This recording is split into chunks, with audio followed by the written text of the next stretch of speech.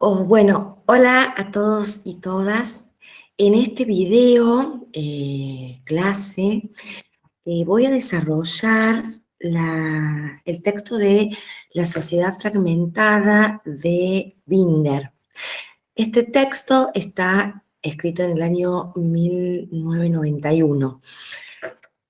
Ustedes van a tener en el aula virtual colgado el PowerPoint, desde el cual yo ahora voy a desarrollar el texto de Binder, haciendo hincapié y foco en los conceptos más importantes del autor. Bueno, vamos a recorrer todo el texto. Voy a guiarme con el PowerPoint de Sociedad Fragmentada. Bueno, allí en este texto, Binder dice que cualquier análisis de la situación de las minorías políticas en América Latina debe enmarcarse en lo que él llama, ¿no?, el fenómeno de la sociedad fragmentada. La sociedad fragmentada es la base social propia de las democracias restringidas. A ver, acá lo tenemos en esta diapositiva. Ahí dice la base social propia de las democracias restringidas y denota una sociedad en la que, mediante distintas estrategias de fragmentación, transforma a la mayoría o a la totalidad de la sociedad en un conjunto de grupos aislados, minorías, que se declaran la guerra entre sí y adquieren la condición dual de víctimas y victimarios. De este modo, va a decir el autor, se evita la construcción de mayorías hegemónicas y se condiciona de un modo estructural la democracia, evitando que la democracia se convierta en una democracia transformadora. Después él, al final del texto, nos va a proponer una alternativa a la fragmentación social, a la sociedad fragmentada, que él va a llamar pedagogía del encuentro. Pero lo vamos a ver en un ratito. Entonces, él va a dar una definición de lo que es una minoría. Entonces, él dice que una minoría es un grupo social relativamente aislado de otros grupos sociales, con una imposibilidad absoluta de adquirir la hegemonía política en un contexto social determinado, con una nula o muy escasa posibilidad de producir políticas sociales y que por lo tanto sufre como sujeto pasivo prácticas arbitrarias por parte de otros grupos sociales de diferente o igual condición que ellos, y es sometida a condiciones de vida por debajo del respeto de los derechos humanos fundamentales, sin posibilidad de obtener defensa o protección por esta misma razón, ¿no?, por su condición, ¿no? Él va a decir que si nos atenemos a definiciones tales como los sin techos, los desocupados, los desposeídos de la tierra, los jóvenes que no han ingresado al mercado laboral, los drogadictos, las bandas juveniles, los intelectuales, los homosexuales, los rockeros, los ancianos, los niños de la calle, las prostitutas, etcétera, etcétera, etcétera.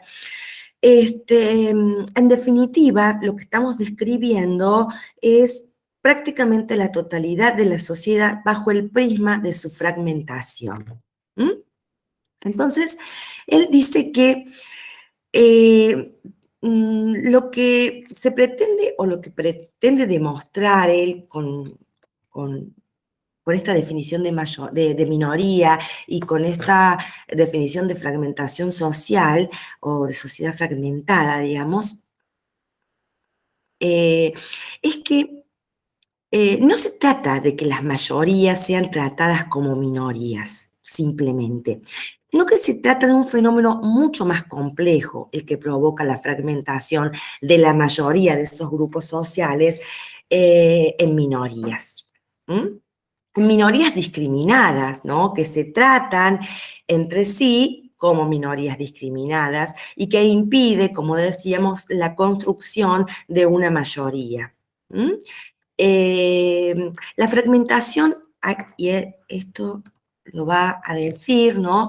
La fragmentación social es una estrategia del poder dominante. La fragmentación social es una estrategia del poder dominante. Esto ténganlo muy en cuenta, ¿no? Y ya vamos a ver la diferencia entre estrategia y lo que van a ser los mecanismos de fragmentación. Entonces, es una estrategia del poder dominante. Y la sociedad fragmentada es la situación de gran parte de la población que no solo está alejada del poder, sino que está afectada en su propia capacidad de constituirse en esa mayoría con aspiraciones a la hegemonía política. Entonces, él va a decir que la fragmentación de la sociedad como estrategia del poder dominante lo que busca es construir o fabricar grupos sociales aislados, minorías, en el sentido de la definición que vimos, que acabamos de ver, de lo que es una minoría. Busca generar prácticas de guerra entre esas minorías, logrando un control social horizontal que involucra a esos mismos grupos en una relación, como decíamos recién, de víctima-victimario. Esta relación víctima-victimario es dual y cambiante, porque en un determinado momento un grupo puede ser víctima de otro grupo y a la inversa, en otro momento puede ser victimario, digamos. Entonces, dice que a ver, vamos a ver, que esta estrategia se basa en la puesta en marcha de ciertos mecanismos que constituyen una verdadera política de desorientación social y que actúa fundamentalmente en 3 niveles. El primer nivel es la atomización de la sociedad en grupos con escasa capacidad, con escasa o nula capacidad de poder. El segundo nivel en que actúa es la orientación de esos grupos hacia fines objetivos y parciales que no suscitan la adhesión de otros grupos. Y la tercera es la anulación de la capacidad negociadora entre esos grupos para celebrar pactos, acuerdos y consensos, ¿no? Entonces, él dice que, a ver si está... no, vamos a ver. Me voy tratando de guiar con el PowerPoint, así ustedes lo van escuchando la clase y repasando también el PowerPoint que está colgado. Entonces, dice que esta estrategia de fragmentación necesita romper con el horizonte de la totalidad. Este horizonte de la totalidad, esta totalidad, digamos, constituye, por una parte, el espacio en el que se proyectan los objetivos transgrupales. Es decir, los objetivos que pueden ser compartidos entre diferentes grupos. Por otra parte, esa totalidad constituye el espacio en el que esos pactos políticos son posibles. Es decir, el ámbito en el que los seres humanos y los grupos se reconocen con capacidad de poder, digamos, con capacidad de establecer consensos, se reconocen como potenciales aliados entre esos grupos y no como enemigos. Entonces, a partir de ahí, el consenso y el acuerdo se hace posible. Entonces, como decíamos recién, o sea, al fragmentar la sociedad en diferentes grupos llamados minorías, que son tratadas y se tratan entre sí como minorías discriminadas, dice, en esta diapositiva está lo que dije más arriba, ¿no? Pero bueno, de esta forma se evita la construcción de mayorías hegemónicas, se evita la posibilidad de provocar y de llevar adelante políticas sociales y se condiciona la democracia de un modo estructural, evitando que, como decía hace un rato, se convierta en una democracia transformadora. Esta estrategia de fragmentación, y esto es importante, que ustedes distingan en el texto lo que es una estrategia de fragmentación, o sea, la fragmentación social es una estrategia del poder dominante que actúa fundamentalmente en 3 niveles que son los que describimos recién, ¿no? Y la sociedad fragmentada es la condición de nuestros pueblos latinoamericanos, dice él, que se encuentran sumidos en contradicciones superficiales, en esta guerra sorda entre diferentes grupos, imposibilitados de acceder a la hegemonía política y de producir políticas sociales. Y que esta estrategia de fragmentación se lleva adelante a través de diferentes mecanismos de fragmentación. Y esto es lo que yo quiero que ustedes distingan, lo que es una estrategia que actúa en esos 3 niveles, de estos 4 mecanismos que vamos a pasar a describir, y cómo actúan estos 4 mecanismos de fragmentación.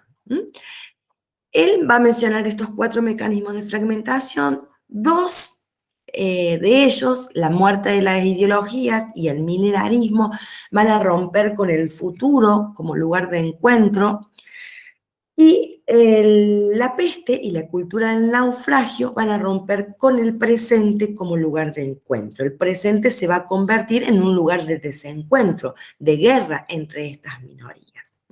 Ahora vamos a desarrollar cada uno de estos mecanismos. La muerte de las ideologías, ¿no? Toda ideología implica, decía en la diapositiva, ¿no?, la asunción de una utopía social y como tal se proyecta sobre un horizonte de totalidad. Entonces lo que busca este mecanismo de fragmentación es romper ese horizonte de la totalidad. O sea, se busca generar una proyección de futuro de carácter parcial. Entonces se busca anular el espacio de la totalidad. ¿De qué forma lo hace? Se introduce un modo de pensamiento y de proyección de las acciones de los grupos sociales donde el espacio total no existe, se haya fragmentado. Entonces, esta fragmentación del espacio en el que se proyectan los objetivos grupales favorece modos de incomunicación social, dado que la posibilidad de que los objetivos específicos de cada grupo se conviertan en objetivos transgrupales que susciten adhesión de otros grupos se ve afectada en su propia base. Este mecanismo actúa mediante una prédica donde se rompe, como decíamos, el horizonte de la totalidad, ya que la ideología implica un análisis de la realidad que busca darnos una comprensión de la sociedad y de la práctica política. Al poder dominante no le interesa, en definitiva, o sea, que las ideologías estén muertas, o no le interesa que se grabe en la conciencia de los ciudadanos la idea de la muerte de las ideologías, porque en definitiva no es un antídoto suficiente, sino que, como decíamos recién, toda ideología implica la asunción de una utopía social y se proyecta en ese horizonte de totalidad. Entonces no interesa que se repudien las ideologías, sino que se introduzca este modo particular de pensamiento, ¿no? La prédica desideologizadora, en realidad lo que busca es anular la capacidad de asumir utopías sociales y para eliminar la idea del espacio total en el que ellas están inmersas, instala, digamos, esto de la muerte de las ideologías, ¿no? No sé si se entiende bien o he explicado bien o se comprende, digamos, pero O sea, relaciónenlo con lo que es una utopía social. Una utopía, y Galeano lo dice, ustedes lo han visto en el texto de Zaffaroni, ¿no? ¿Qué es una utopía? Y hay por ahí un lindo cuentito, no sé, sobre lo que es la utopía, ¿no? La utopía es eso que no se alcanza, ¿no? Porque dice Galeano, la utopía está ahí y yo me acerco un paso y la utopía va hacia atrás 2 pasos o adelante, no me acuerdo bien cómo lo dice, o se aleja, lo dice así, se aleja 2 pasos. Yo me acerco 2 pasos más y la ideología se aleja 2 pasos más. Entonces, la utopía, perdón, ¿para qué nos sirve? Y bueno, la utopía nos sirve para caminar hacia ese futuro, para identificarnos con un ideal como grupo, compartiendo ese ideal con otros grupos y caminando hacia ese futuro en fin de un objetivo transgrupal, llegando a establecer pactos y consensos entre los diferentes grupos para poder llegar a ese futuro, a ese objetivo, ¿no? Entonces, la prédica desideologizadora, este mecanismo de la muerte de la ideología, lo que busca fragmentar es ese espacio en el que se proyectan los objetivos grupales, ¿no? Entonces, los objetivos son parciales de cada grupo, no hay una totalidad mirando a un futuro con un objetivo en común, sino que hay diferentes grupos sociales con diferentes objetivos que son parciales, ¿no? Es por eso que decimos que el mecanismo de la muerte de las ideologías rompe con el futuro como lugar de encuentro, como lugar de proyección de los objetivos transgrupales. Eh, Ay, se me está cayendo la luz. Rompe con el futuro en ese sentido, ¿no? En el sentido de proyectarse desde un presente, desde el trabajo en el presente hacia el futuro, ¿no? Bueno, eso es la muerte de las ideologías. Espero que haber podido explicarlas. Después tenemos otro mecanismo que también rompe con el futuro y es el milenarismo, ¿no? Que también rompe con la capacidad utópica de los grupos sociales. Describimos la muerte de las ideologías y la muerte de las ideologías busca anular el espacio de la totalidad. En cambio, el milenarismo lo que busca es ocupar todo ese espacio. Todo ese espacio busca ocuparlo por saturación, eh, eh, eliminarlo por saturación, digamos. El milenarismo se presenta como una versión de la historia, a ver, acá lo tenemos, como una versión de la historia y del desarrollo político de nuestras sociedades, en el cual hubo una época de oro, ¿no? Donde nuestros países gozaban de una buena situación social, económica, el progreso era constante, se vivía época de prosperidad y de bienestar.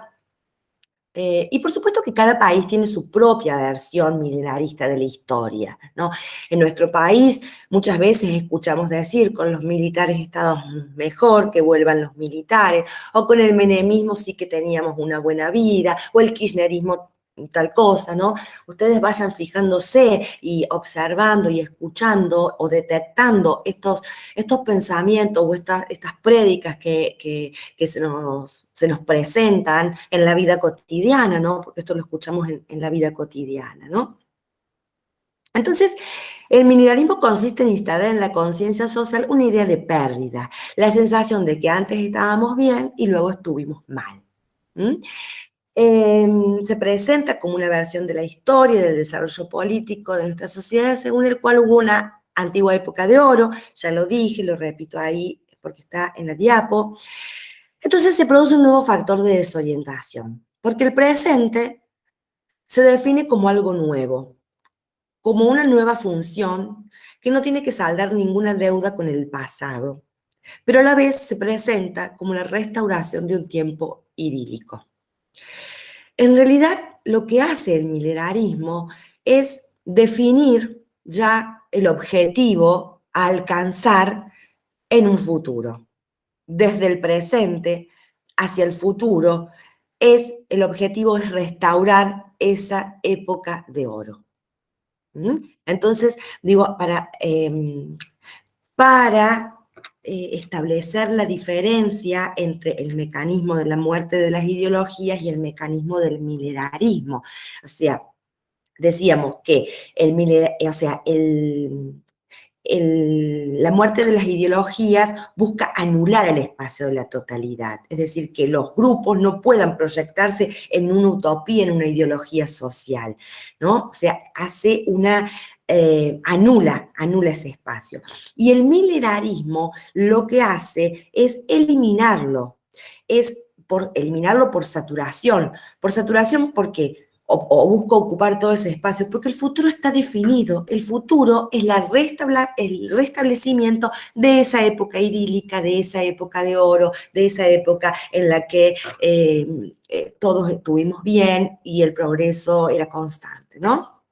Entonces, como dice en la diapositiva, la estrategia milenarista busca apropiarse de la historia y con ello busca adueñarse de la conciencia histórica, generando un vaciamiento de la conciencia colectiva. ¿Mm? Entonces, bueno, espero haber aclarado, ¿no?, por qué estos dos mecanismos de fragmentación rompen con el futuro, de qué forma lo rompen y cómo rompen con ese espacio de la totalidad.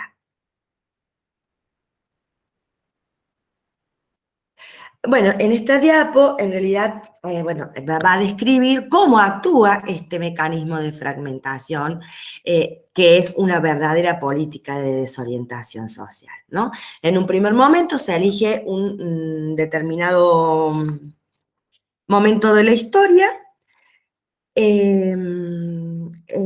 lo define de un modo simple, destacando todas las bondades que tuvo. Luego, todo lo que ha ocurrido desde ese momento a la actualidad es un retroceso, una pérdida, la destrucción de esa época de oro. Y por lo tanto, por último, es necesario restaurar aquel momento glorioso, y esa restauración es el único camino posible. O sea, por eso el futuro ya está definido y es la restauración de esa edad de oro. Entonces, como dice ahí en la diapositiva, funciona como una contrautopía, ya que satura el futuro, deslegitimizando todo aquello que no sea la restauración.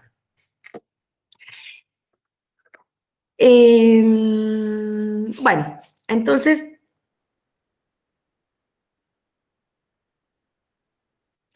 vamos a ver esos dos mecanismos que describimos recién, rompe con el futuro, pero las estrategias de fragmentación también necesitan destruir los espacios que puedan constituirse como lugar de encuentro, lugar de celebrar pactos y consensos en el presente.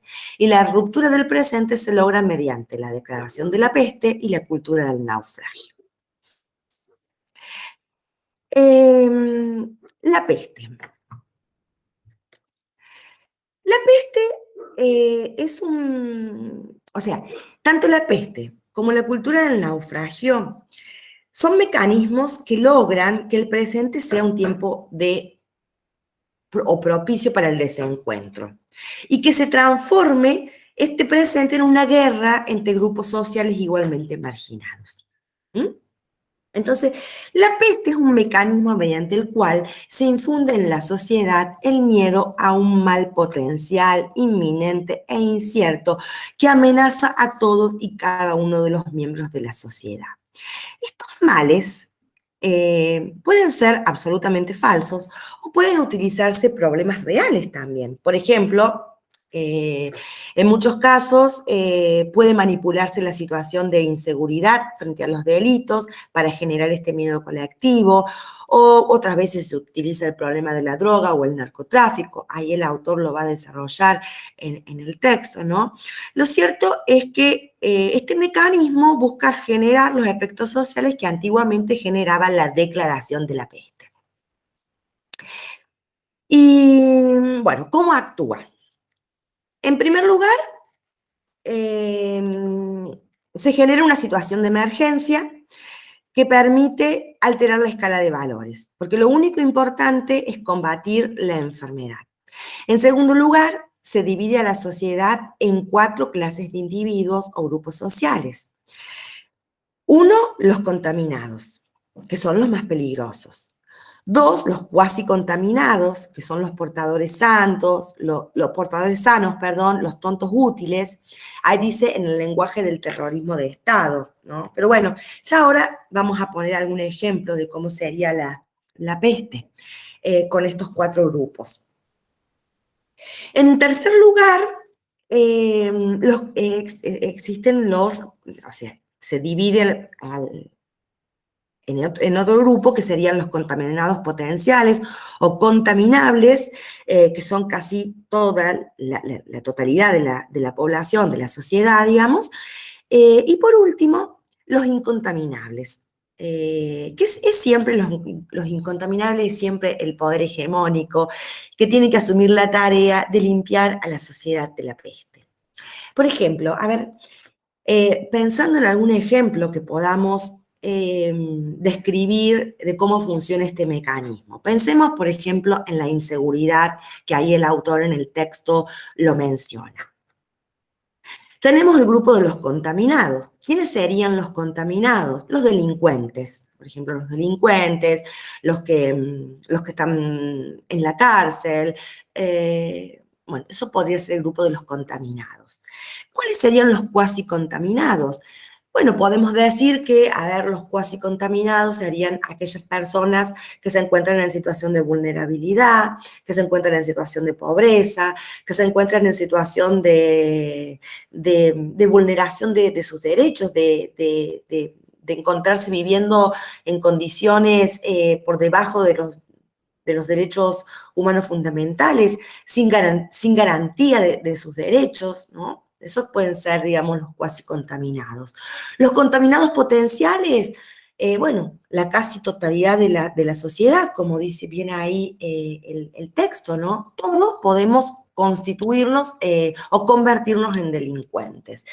¿Y quiénes son los incontaminables? Bueno, sería siempre el poder hegemónico. O sea, bueno, en este caso podríamos decir que es la justicia la que tiene que asumir, la justicia, las fuerzas policiales, tiene que asumir el Estado, ¿no? Asumir la tarea de limpiar a la sociedad de la peste. O, por ejemplo, estoy pensando en otro ejemplo relacionado con los textos que vimos la clase anterior sobre el texto de Quiroga, de Salud Mental y Derechos Humanos, y de Cordon y Edelman, sobre los efectos psicosociales de la represión política. Tomando ese contexto histórico, ese momento histórico, podemos decir que los contaminados son los guerrilleros, los subversivos, ¿no? Los cuasi contaminados, podemos decir que son aquellas personas que de alguna forma se identificaron con los objetivos, con los ideales, que a lo mejor no participaban en ninguna agrupación política o partido político, pero que se identificaban, digamos, con los objetivos que tenían las diferentes organizaciones políticas y sociales en ese momento. Los contaminados potenciales en el lenguaje del terrorismo de Estado es la totalidad de la sociedad, ¿no? Creo que había una frase de Videla muy famosa, ¿no? Y creo que está en el PowerPoint de efectos psicosociales de la represión política, ¿no? Cómo el poder hegemónico, o sea, cómo este proceso de reorganización nacional venía a poner en orden al país, a la sociedad, evitando de que esta sociedad sea abocado de la subversión. Así había una propaganda muy famosa en esa época y está puesta en el PowerPoint de los efectos psicosociales de la represión política. Entonces, los incontaminables serían estos, siempre, digamos, el poder hegemónico, ¿no? Entonces, esta situación de emergencia habilita, y lo podemos ver efectivamente en el proceso dictatorial, habilita medidas de emergencia para combatir esa peste, que muchas veces es desproporcional. Las medidas de emergencia son desproporcionales con el mal definido, ¿no? O con la gravedad de ese mal. Como la peste es esencialmente un mal potencial, cualquier medida es adecuada para combatirla, ¿no? La peste es siempre un mal muy grave, ya que nos puede tocar a todos y dejarnos fuera de control. Entonces, lo que produce este mecanismo es la victimización de la sociedad. Por tratarse de este mal potencial, en donde todos somos potenciales víctimas, seres débiles, sin protección, se produce la victimización de la sociedad. Entonces, esta victimización de la sociedad produce la transferencia de poder hacia los incontaminables que vienen a limpiar a la sociedad de esta peste, ¿no? Entonces, la cultura de la peste es una cultura del desencuentro, agresiva. A ver, no sé si está, no está en la próxima diapo, no. La cultura de la peste es una cultura agresiva, de guerra interna de la sociedad, pero ya no entre bandos perfectamente reconocibles, sino una guerra sorda instalada en el espacio interpersonal e intergrupal. ¿Mm? Entonces, bueno, por eso la peste, decimos, rompe con el presente como lugar de encuentro.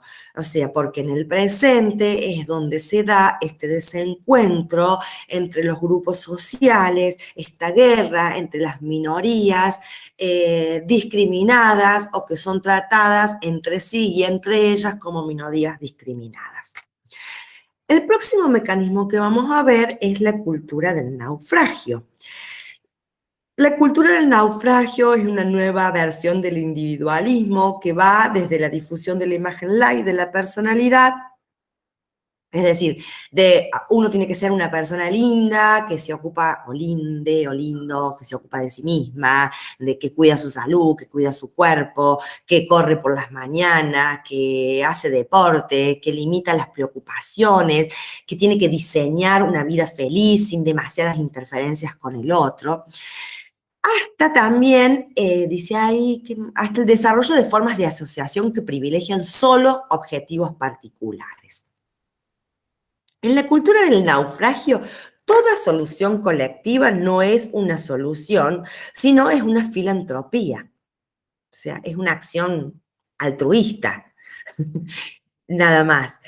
De este modo, el encuentro, que es la condición para los pactos políticos, como venimos diciendo, para los acuerdos y el consenso, se convierte en algo que quizás sea posible, probable, pero como algo extraordinario. Entonces, las soluciones dentro de la cultura del naufragio, las soluciones colectivas no son soluciones. Toda solución es, por definición, una solución individual, ¿no? Bueno, podemos ver en estos ejemplos que fui nombrando y que el texto también lo dice, ¿no? Esta cultura del naufragio o esta cultura del individualismo, ¿no? Este mecanismo, la cultura del naufragio es un mecanismo también que rompe con el encuentro en el presente con un otro, como con un otro con el cual puedo agruparme, coincidir y proyectarme en objetivos transgrupales a partir de acuerdos y consensos, sino que, o sea, las soluciones son individuales, las salidas de las problemáticas son individuales, y bueno, vayan pensando, o sea, es un mecanismo simple de reconocer en la realidad, porque, bueno, yo digo mecanismo simple, en realidad en la vida cotidiana estos mecanismos se nos presentan tan solapados y tan como lo único posible, ¿no? Que a veces es difícil de detectar, pero creo que ya estamos en un momento del cursado de la materia donde ustedes pueden hacer este análisis de la realidad e identificar en algunas situaciones dónde está operando este mecanismo de fragmentación que es la cultura del naufragio. Bueno, esta diapositiva ya se las desarrollé. La peste es siempre un mal muy grave, que se victimiza a toda la sociedad, que todos somos potenciales víctimas y que esto transfiere poder hacia los incontaminables. Después el autor va a hablar de democracia y fragmentación. A ver, Binder dice que la descripción de la sociedad fragmentada pareciera acercarse a los términos de una sociedad democrática. Porque en una sociedad democrática también existen una infinidad de grupos sociales y la vida democrática misma favorece la creación y el mantenimiento de grupos con intereses u objetivos comunes, aunque parciales. Entonces él dice que se puede decir que la vida de una democracia estable se nutre de la interacción de esos grupos y movimientos sociales de base. Y va a preguntarse, ¿no? Entonces, ¿cuál es la diferencia entre una y otra? ¿Cuál es la diferencia entre una sociedad democrática o una sociedad fragmentada? ¿No? Y dice que existen coincidencias, ¿no?, entre las definiciones de democracia y sociedad fragmentada. Y justamente existe una coincidencia entre ellas porque existe una relación profunda entre la democracia y la fragmentación. Una relación, que produce un efecto de espejo. La sociedad fragmentada, va a decir Binder, es precisamente la versión estructural y profunda de la antidemocracia. Porque la sociedad fragmentada es justamente la base social de la democracia formal. Y entonces ahí va a decir, ¿no?, que una democracia puede ser formal y restringida por diferentes razones. O sea, muchas veces, dice él, pueden existir presiones externas, como por ejemplo la deuda externa, que condiciona a la democracia.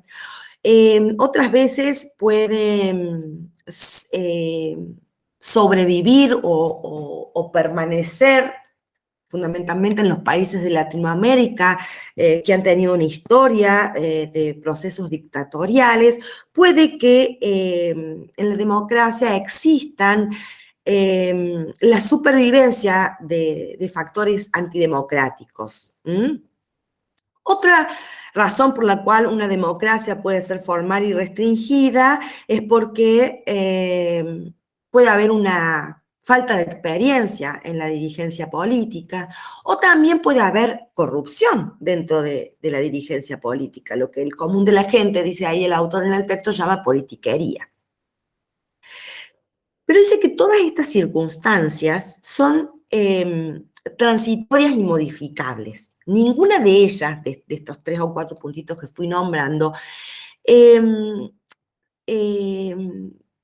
representa un fenómeno estructural de la sociedad que genera una disminución en la posibilidad misma de la vida democrática, ¿no? O sea que pues son factores que pueden revertirse para efectivamente tener una democracia real y participativa, o desde esta democracia formal y restringida, ir hacia una democracia saldando, digamos, o superando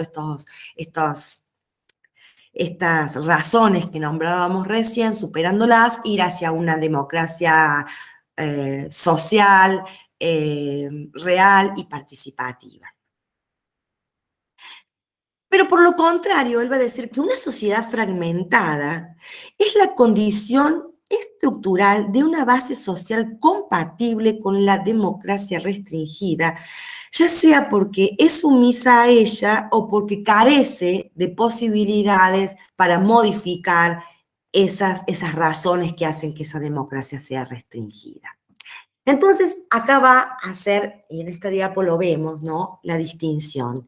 Entonces, él dice que una sociedad en la que existen muchos grupos sociales organizados que establecen entre sí formas de cooperación o alianza con capacidad de establecer negociaciones y pactos, que aspiran a construir una hegemonía política a través del ejercicio cotidiano del poder, del consenso, y que tienen estrategias y capacidad para generar una autodefensa, es una sociedad que podrá tener o no una democracia social y participativa, pero que se encuentra en condiciones de tenerla, ¿no?, si se sortean ciertos obstáculos. En cambio, una sociedad en la que existen muchos grupos sociales organizados, pero aislados entre sí, sin capacidad de establecer alianzas o pactos, y que por lo tanto se hallan en la imposibilidad absoluta de construir una hegemonía política, que no desarrollan formas de cooperación, sino que se embarcan en una guerra sorda en la que se agreden e intercambian, como decíamos hace un rato, estos papeles de víctimas y victimarios, en donde no tienen posibilidades de construir estrategias de defensa y viven sometidos a formas de discriminación social. Él va a decir que es una sociedad fragmentada, es una democracia restringida. La libertad democrática en esta sociedad fragmentada es más una declamación que una realidad. La tolerancia es una práctica reservada a ciertos círculos y el poder popular es simplemente una vaga aspiración, un anhelo a alcanzar, ¿no?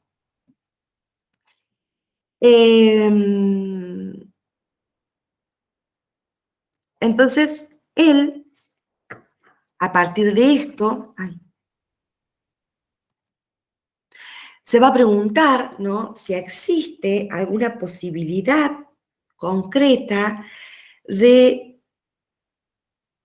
dotar a las democracias, que muchas veces son restringidas, de dotar a las democracias que pueden ser modificables, ¿no?, y llegar a convertirse en democracias transformadoras. Él se pregunta que si existe una posibilidad, digamos, de llegar a esas democracias transformadoras. Entonces lo que él va a plantear es una política del encuentro, ¿no?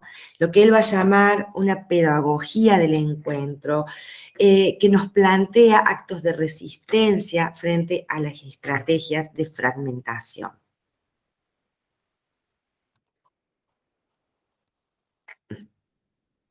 Entonces, ¿en qué consiste esta pedagogía del encuentro?